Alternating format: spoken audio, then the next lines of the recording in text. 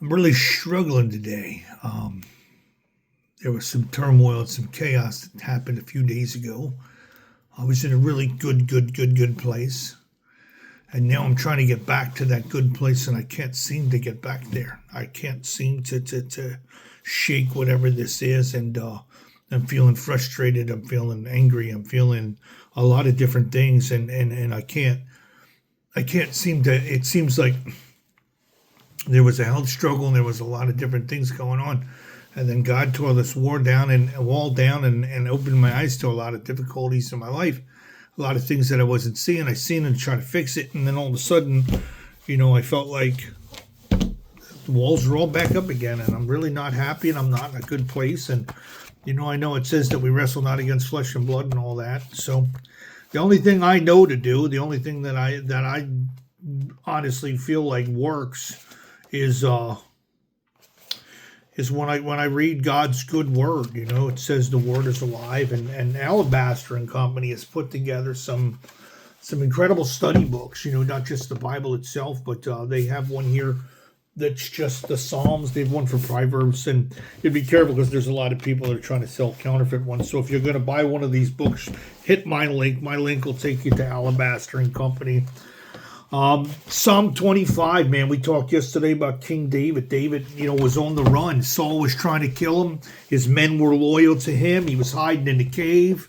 He was going through so many difficult things in his life. God didn't turn his back on him, but he had sinned against God, and he just went through so many things. And I was saying yesterday that we can relate to David. And so Psalm 25 is one of my favorite, written by David.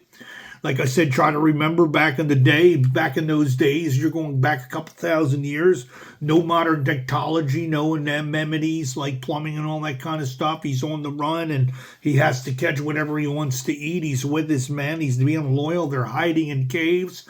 God only knows how many of Saul's men, thousands and thousands of men with swords and spears, are coming to kill him, to take him out, and you only have about 25 guys that are backing you up. So I can't imagine what he's feeling or how he's feeling, and it probably doesn't pale in comparison to what I'm dealing with in my own personal life. But it's funny how we go to God and we read the testimonies of all these great men and all these things they went through. Now, in the Psalms, David wrote these down because David was pouring out his heart to God and in anguish and in agony and fear and in sadness and sorrow. So, the words that he writes are so encouraging for not only for me, but for anyone who picks up this book. But it's not going to do you any good if you don't go get the book, or you don't pick up God's good book. God put those words in there. The Bible teaches us that we're saved by the power of our testimony. And me just talking to you right now, I'm starting to feel a little bit better. And I'm trying to get myself back to where I need to get, And Psalm 25, a Psalm of David. I'm just going to read it. Oh God, I give my life to you. I trust in you, my God. Do not let me be disgraced, or let my enemies rejoice in my defeat. Look at that. No one who trusts in you will ever be disgraced, but disgrace comes to those who try to deceive others. Show me the right path, O Lord. Point out the road for me to follow. Lead me by your truth and teach me, for you are the God who saves me. All day long I put my hope in you. Remember, O Lord, your compassion and unfailing love, which you have shown from long ages past. Do not remember the sins of do not remember the rebellious sins of my youth, but remember me in the light of your unfailing love, for you are merciful, O Lord. The Lord is good and does what is right. He shows the proper path to those who go astray. He leads the humble in doing right, teaching them his way.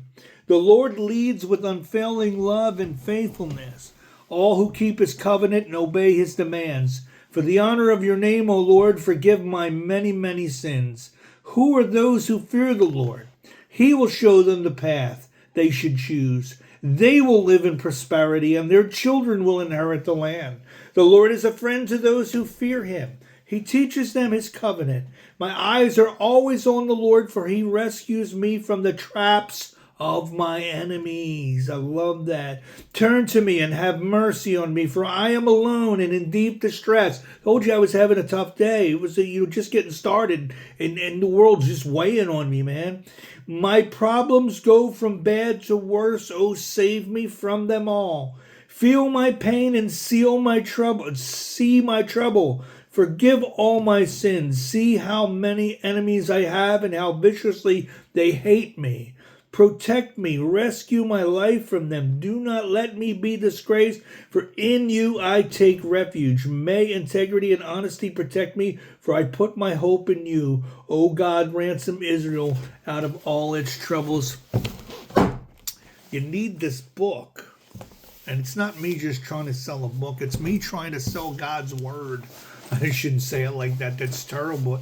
But like I said this morning, I'm still struggling a little bit. But man, does that give me comfort to know that because I follow the Lord, because I trust Him, because I talk to Him in the morning, because I pray to Him, because I read these words, that He made sure that these words were preserved for me and for you and for all of us who trust God.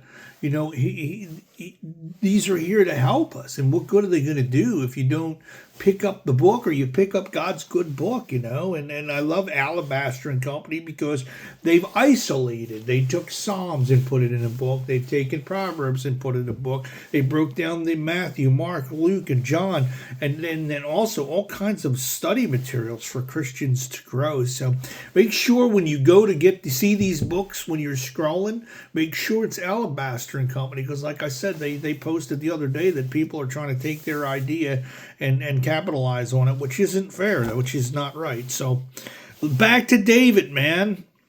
I'm feeling better. Not 100% because I'm battling myself. I can be my own worst enemy at times. I'm sure a lot of you understand that. But I know that God is my refuge, that God is my shelter, that God is going to save me from my enemies, that God's going to bring peace to me. God is going to bring me prosperity. God is going to give me joy. God is going to help me, get back to where I was, to get back to that good place, to get back my feet back on the solid ground.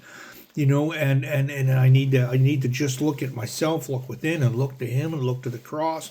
He's going to get me through this, and He's going to get me back to where I was. I want to go back to where I was, but I'm having a really hard time doing that. So, in the process of going from one place to another, God brings change. So maybe this is just God teaching me, to get, it's funny, when we're doing really, really, really great and good in life, we have a lesser need for God. It seems funny to me that when things are falling apart, when things are difficult, when we're struggling, is when we really dig into God. So maybe that's why God doesn't want us to be 100% comfortable in life. Maybe He doesn't want us to be comfortable because He wants us to stay close to Him. He wants us to be able to go to Him and say, hey, God, I need help today. Will you help me out today, Lord? I'm really struggling today. So this morning I was and I'm feeling better, man. The more I talk, the more I say, the more I read, the more I pray, the more I trust, the more I lean in, the better I feel.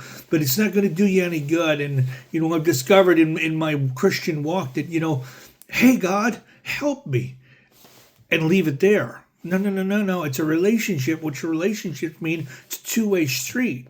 He'll help you, but you got to press into Him, and you got to talk to Him, and you got to be open and honest with Him and talk to Him about everything. Talk to Him in your head and your heart, man.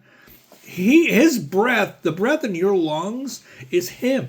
He's given you breath. It is life. He is a part of you. He created you, the essence of you, your soul and your spirit. So, we feel empty and we feel alone and we feel broken because we're not communicating with Him. The most important part of us, the part of us that sustains life, our spirit, our soul, is of God. It is of God. And if we don't address that, if we don't talk to, what would happen in a relationship if you didn't bother talking to the other person, right? What would you do? What would happen if you didn't even, that's what can happen. So, I really got off track with everything, but David knew that. David knew how important it was to have a relationship. And in the trials and the triumphs and the victories and the failures and all of the things that he struggled with and everything that he fought with, he put a lot of it down on paper for us in the book of Psalms. He put a lot of it down on paper for us so that God preserved it so that we can learn from David, that we can learn from his struggles, that we can learn from his trials, and that we can learn that God is faithful in everything in your life. So do yourself a favor, hit the link, get the book of Psalms, pray, read, meditate. God bless.